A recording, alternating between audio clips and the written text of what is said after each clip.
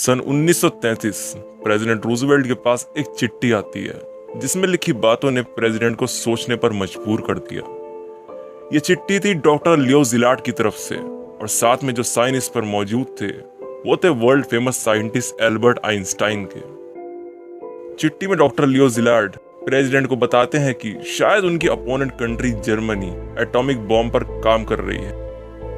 ये बात बहुत परेशान करने वाली थी और इसे पढ़कर प्रेसिडेंट रूजवेल्ट डिमांड करते हैं एटॉमिक बॉम्ब के इन्वेंशन की, और यही शुरुआत थी उस प्रोजेक्ट की जिसे बाद में नाम दिया गया द मैनहट्टन प्रोजेक्ट। बॉगविली की वीडियोस में एक बार फिर से स्वागत है। आज की वीडियो होने वाली है इतिहास के सबसे डेडलिएस्ट प्रोजेक्ट्स में से एक पर, यानी एटॉमिक बॉम्ब के इन्वेंशन की। इस प्रोजेक्ट पर काम शुरू होने ही वाला था कि सन 1941 में जापानीज मिलिट्री की तरफ से अमेरिकन पर्ल हार्बर पर अटैक होता है। यह अटैक इतना खतरनाक था कि इसने पूरे बेस को पूरी तरह तबाह कर दिया, जिसमें कई लोगों ने अपनी जान भी गंवाई। अमेरिका ने यह ठान लिया था कि उन्हें पर्ल हार्बर का बदला लेना है। इसके बाद सन 1942 में प्रेसिडेंट रूजवेल्ट ने 1000 दिनों की डेडलाइन देते हुए द मैनहट्टन प्रोजेक्ट को मंजूरी दे दी। प्रोजेक्ट का एम था 1000 दिनों के अंदर एक ऐसा एटॉमिक बॉम्ब तैयार करना जो कि उस टाइम चल रही वर्ल्ड वॉर को खत्म कर सके। इस मेगा प्रोजेक्ट के लिए जनरल लेस्ली ग्रोव्स को लीडर बनाया गया, जिनके पास लीडरशिप का काफी अच्छा एक्सपीरियंस था। द मैनहट्टन प्रोजेक्ट एक बहुत ही सीक्रेट प्रोजेक्ट था, इस कारण इसके लिए जगह तलाश कर पाना कोई आसान काम नहीं था।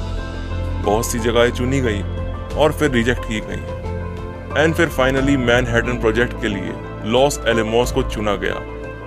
जगह फाइनल होते ही साइंटिस्ट ने बहुत तेजी से इस प्रोजेक्ट पर काम स्टार्ट कर दिया, जिसमें रॉबर्ट ओपेनहाइमर सभी साइंटिस्ट को डायरेक्ट कर रहे थे। डायरेक्टर के तौर पर रॉबर्ट को इसलिए चुना गया था क्योंकि वो उस टाइम के एक बहुत ही जाने माने साइंटिस्ट थे और साथ ही साथ वो उसी न्यूक्लियर फिजन पर काम कर रहे थे जिस कंसेप्ट पर एटम बॉम्ब काम करता है।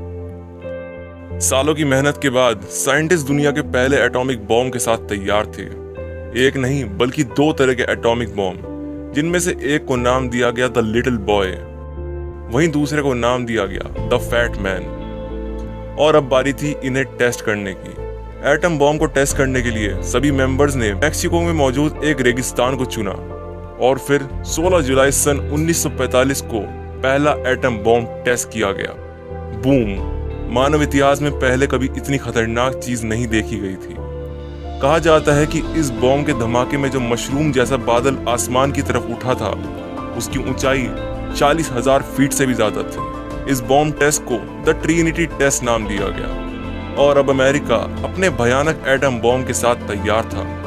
वही एटम बॉम्ब जो कि आने वाले टाइम में वो तबाही मचाने वाला था जिसके बारे में हम अंदाजा भी नहीं कर सकते। धीरे धीरे अमेरिका की अपोनेंट कंट्री ये वॉर लूज कर रही थी, लेकिन वहीं जापान हार मानने को तैयार नहीं था। 26 जुलाई सन 1945 को पोट्सडैम कॉन्फ्रेंस में जापान को यूएस की तरफ से एक अल्टीमेटम दिया गया, जिसमें जापान से सरेंडर की डिमांड थी, मगर यहाँ जापान सरेंडर करने से बिल्कुल साफ इनकार कर देता है।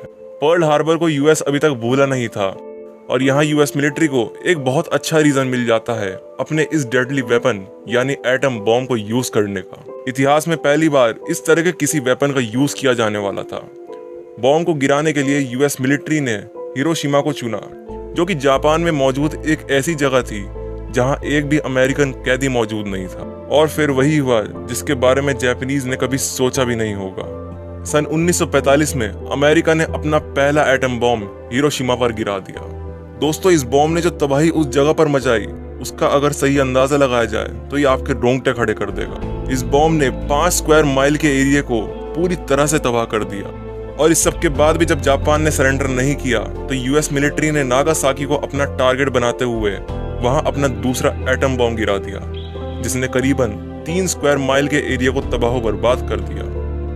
इन दोनों धमाकों में लाखों लोगों ने अपनी जान गंवाई। जो रेडिएशन इस बॉम्ब के कारण उस टाइम निकला था, उसका असर आज भी वहां के लोगों में देखा जा सकता है। इतनी तबाही देखने के बाद जापानीज को सरेंडर करना पड़ा और यहाँ ये वर्ल्ड वॉर खत्म हुई। मैनहट्टन प्रोजेक्ट में जो न्यूक्लियर फिजन टेक्नोलॉजी यूज की गई थी, आज के समय में उन्हीं थ्योरीज पर न्यूक्लियर रिएक्टर्स बनाए जाते हैं। साथ ही साथ बहुत से मेडिकल सिस्टम भी इन्हीं थ्योरीज पर काम करते हैं। तो एटम बॉम्ब की स्टोरी कैसी लगी कमेंट में ज़रूर बताएं।